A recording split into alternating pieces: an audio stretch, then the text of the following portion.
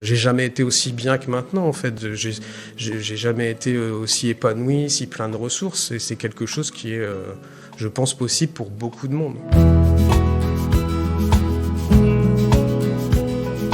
Je suis Laurent Lacotte, j'ai 48 ans. Alors mes parents, en fait, à ma naissance, ils étaient déjà diagnostiqués avec un trouble psychique. Mon père avait le trouble maniaco-dépressif, comme il s'appelait à l'époque, et ma mère avait le diagnostic de trouble dépressif, mélancolique, on va dire. Étant petit, je leur donnais de l'amour. J'étais leur doudou, moi mon surnom c'était Doudou.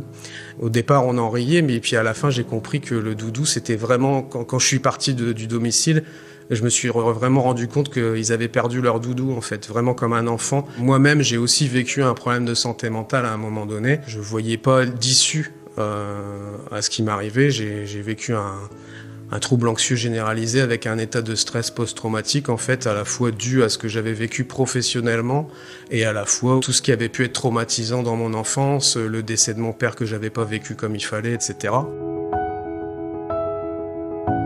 L'idée de vivre sa difficulté, de toute manière, c'est la première partie du rétablissement et il y a un passage où on est obligé d'être dans le mal, en fait, pour pouvoir aller vers ce qui se passe derrière.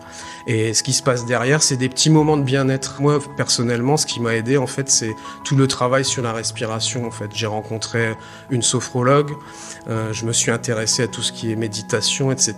Et même si au début, il n'y avait rien de parfait et que je vivais mes difficultés toujours de façon intense par moment, j'avais aussi ces moments de bien-être. À un moment donné, ça compense vraiment et ça dépasse. C'est le bien-être qui dépasse le négatif. J'agis de façon simple maintenant. Quand c'est simple, je suis. Et je me suis reconverti, sophrologue, puis formateur, gestion du stress, essayer de faire comprendre aussi aux autres que la santé mentale, c'est normal, quoi. Tout ce qui est rétablissement, tout ce qui est difficulté, ça fait partie de la vie. Ce sont des étapes et il faut le prendre comme ça pour avancer. Ça m'a aidé, c'est indéniable. L'expérience du vécu, c'est quelque chose qui est remplaçable quand même malgré tout. Et même si j'ai toujours eu l'idée de pas rencontrer les mêmes problèmes que mes parents, parce que ça a été quelque chose qui m'a finalement amené vers le négatif, d'enfouir toutes mes difficultés, mais c'est contre-productif et à un moment donné, le boomerang, il revient forcément. Donc c'est aussi accepter certaines émotions, ce que je faisais pas avant. Je me suis rendu compte que j'étais quand même un père aidant depuis assez longtemps, parce que forcément, quand on a des parents qui ont des troubles psychiques, on est quand même un soutien émotionnel. Donc c'est quelque chose que j'essaye de mettre, de professionnaliser en ce moment. Donc je suis inscrit à l'université. Je dois rendre un mémoire d'ici le juin sur la père aidance et les jeunes, parce qu'en fait, tout part de la jeunesse. C'est quelque chose que j'aimerais faire, en fait, donner de l'espoir aux autres, proposer une compréhension des maladies un petit peu différente.